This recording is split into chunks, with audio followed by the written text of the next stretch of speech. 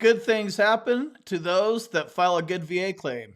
To learn how to file a good VA claim, you're probably going to have to take a shot at it once or twice and file a bad VA claim.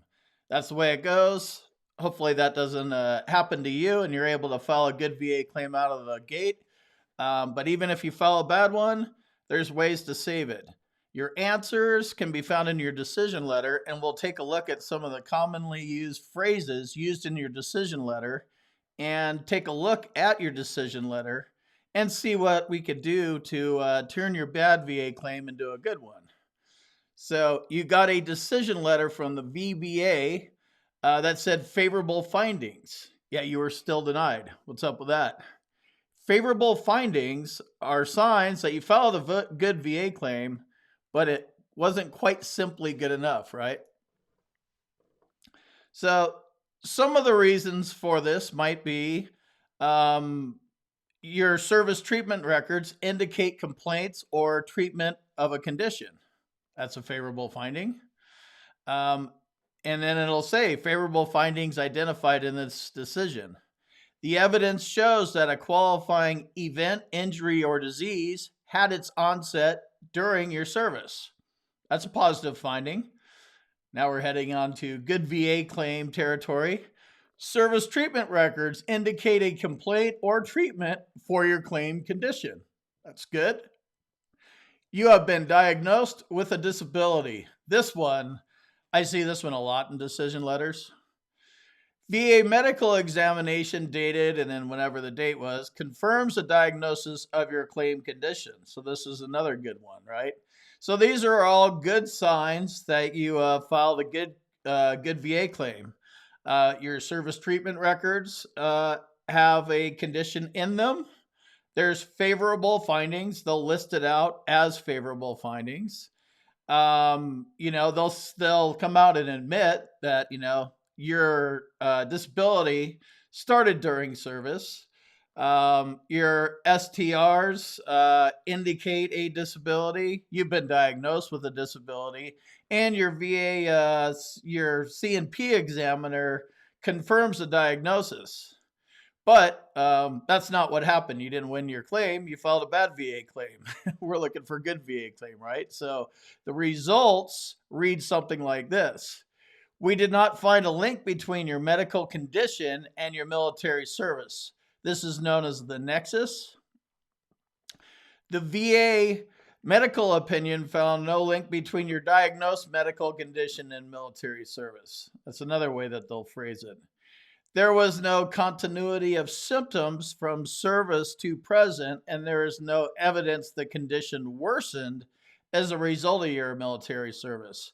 Continuity of symptoms is an important part here, and this is why it's important to start getting seen as soon as you get out, so there's no gaps in your care. This is a huge part of your VA disability claim and filing a good one. The evidence does not show that your disease developed to a compensable degree within the specified time period after release from service to qualify for the presumption of service connection. This one's more for folks that are on active duty, but it's directly speaking to that specific time period is a year after you get discharged. So day one, you become a veteran and you file a claim.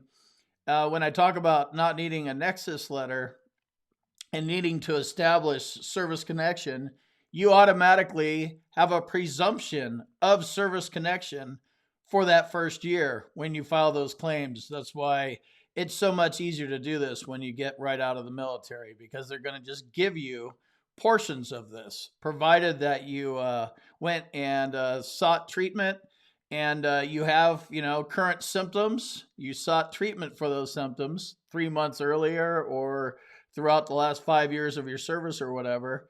And for active duty folks, at some point you're going to have to figure out that being a tough guy and sucking it up is not going to help you in this presumption of service connection gap. So get your butt to the doctor. The evidence does not show that your disease developed to a compensable degree of at least 10% to qualify for the presumption of service connection. This one again has to do with right when you get out. So there's a couple different kinds of VA claims, good ones and bad ones. And if you get your claims file, you'll be able to go see this verbiage in your earliest VA claims. So, how can you fix a bad VA claim and turn it into a good VA claim? Get an independent medical opinion, which is known as the Nexus letter, based on a review of your service treatment records, your C file, and use the magic words and a valid rationale. So that's going to the this part right here. We did not find a link between your medical condition and your military service. So this holds true no matter how long you've been out. If you've been out, if you get denied in that presumptive period in that first year and you appeal your claim, you can go get a independent medical opinion and have your doctor explain the link between your notes in your service treatment records here, right? And the magic words are at least as likely as not. That's a 50-50 basis. That's the rationale here. More likely than not is higher than 50%. Another one they use is due to. That is 100% certainty that your current disability is linked to your is directly caused by your active duty service. So all three of those are good. And then less likely than not is one that's going to sink you because that's under 50%.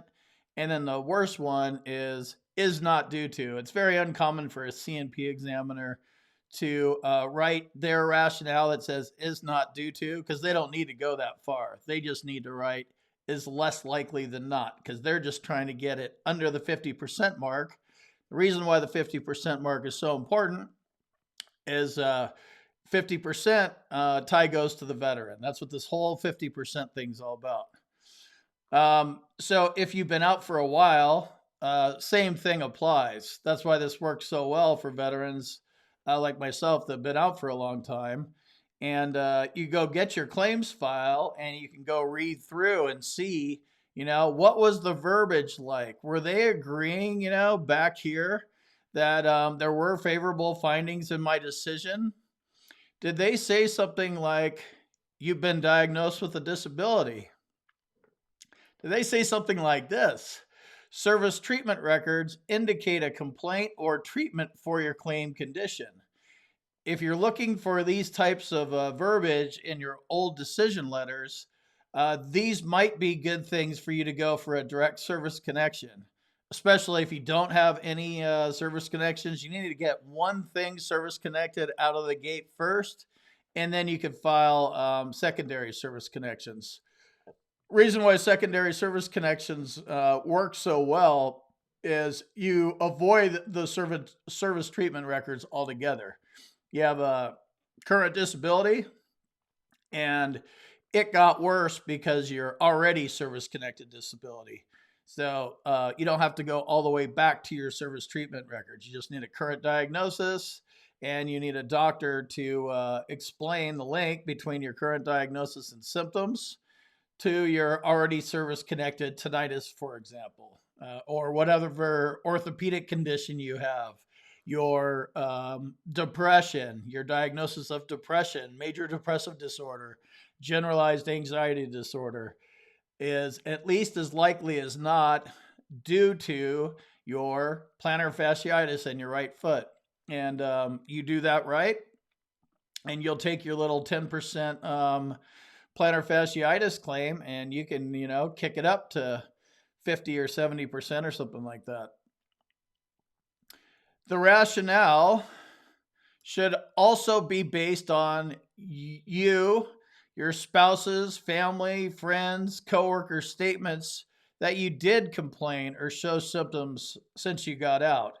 So you have the doctor doing the medical part of this for you, an independent doctor. And I'm not saying a VA doctor won't do this.